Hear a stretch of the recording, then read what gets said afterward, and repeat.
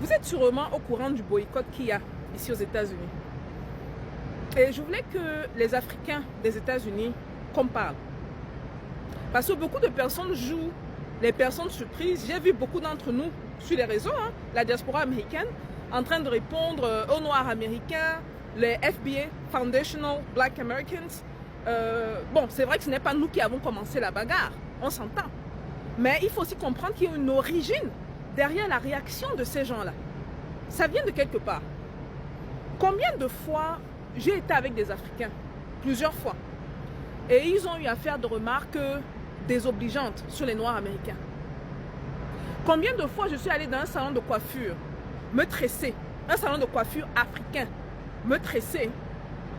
Quand on est ensemble, elles sont bien. Quand la Noire américaine vient, il faut voir comment elle se comporte avec elle. Service à la clientèle, les prix, elle ne veut même pas discuter des prix avec elle. Parfois même, elle les chasse carrément. Combien de fois nous sommes arrivés dans ce pays-ci et nous avons pris ces Noirs américains de haut. Nous avons oublié qu'il y a une histoire dans tout ça. Nous avons oublié que ce pays, c'était un pays foncièrement raciste. Et à quelque part, ça l'est toujours. Mais il y a une grosse amélioration grâce aux Noirs américains.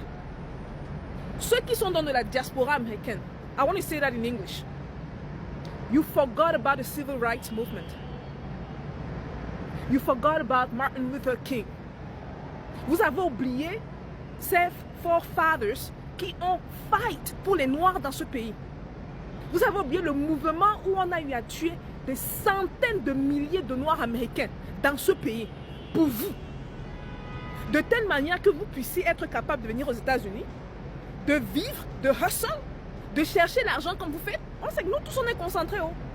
Nous tous on n'est pas venus ici, la plupart d'entre nous en tout cas, je dirais 98%, on est venus ici parce qu'on avait un objectif. On n'est pas venu pour jouer. Mais quand on vient, il faut reconnaître qu'on a trouvé des gens sur place. Il faut reconnaître qu'on a trouvé des gens qui ont lutté des batailles qui nous facilitent la vie maintenant.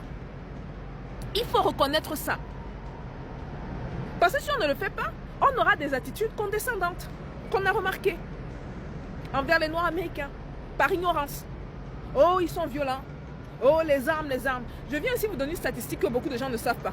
À peine, même pas 7% de Noirs américains ont des armes. 7, pas 17, 7%. Ceux qui disent, oh, ils sont lazy. Excusez-moi. Excusez-moi. Quand il y a les mouvements ici dehors pour protéger les Noirs, et quand ils ont même lancé leur mouvement Black Lives Matter, il y a eu des Noirs qui ont été tués également dans ce pays-ci. Comme le petit, soit il était malien, soit il était guinéen, qui était, on a choc. Il y a aussi un petit qui avait une arme et tout, la police a tiré sur lui. Et ils n'ont pas fait de différenciation. Ils nous ont tous mis dans le tas des Noirs. Mais nous, quand on arrive ici, oh, nous voilà, on est devenus les rois. On est incapable de gérer les crises qu'il y a dans nos pays. On vient dans un pays qui est étranger et on les prend de haut comme ça. Comme ça.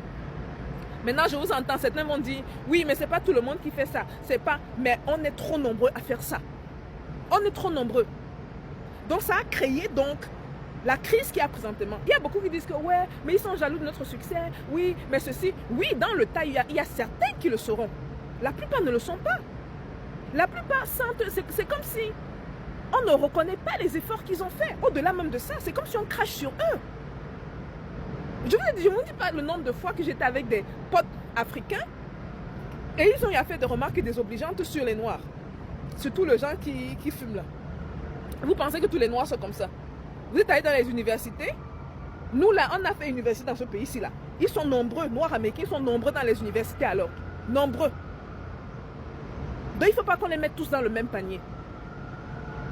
Donc ce qui se passe là maintenant, les gens sont étonnés. Je nous vois même sur les réseaux, on est là, ils nous insultent, on les insulte, ils nous insultent, on les insulte. Alors que chacun a sa part à jouer dans ça. Cette vidéo, c'est pour parler de notre part. Ils ont aussi leur part à jouer. Oh. Je dis bien, ils ont aussi leur part à jouer. Parce que dans tout ça, ce n'est pas normal que nous, on vient de l'extérieur, on pousse, on avance, on pousse, on avance. Et ils sont là, ils veulent boycotter les business africains. Ça ne fait aucun sens. Tu ne boycottes pas ton frère. Maintenant, ce dont je parle, c'est un petit nombre. Je le répète, c'est un petit nombre. La plupart des Noirs américains ont dit qu'ils vont supporter les business africains. à compter d'aujourd'hui.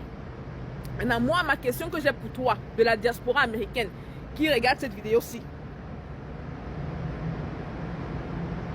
La prochaine fois que tu vas avoir une attitude condescendante envers un noir américain parce que tu penses que c'est un descendant d'esclaves ou tu penses que tu es meilleur qu'eux à cause de ce que les médias te montrent à la télé, pose-toi la question. Est-ce que tu ne joues pas le jeu du blanc? Est-ce que tu n'agis pas avec une intention, soit consciente ou inconsciente, de diviser? Si oui, il y a un problème. Je poste cette vidéo à cette heure-ci exprès parce que je veux surtout que la diaspora américaine voie ça. Les autres diasporas, vous êtes bien sûr bienvenus, vous pouvez commenter. On se voit dans les commentaires.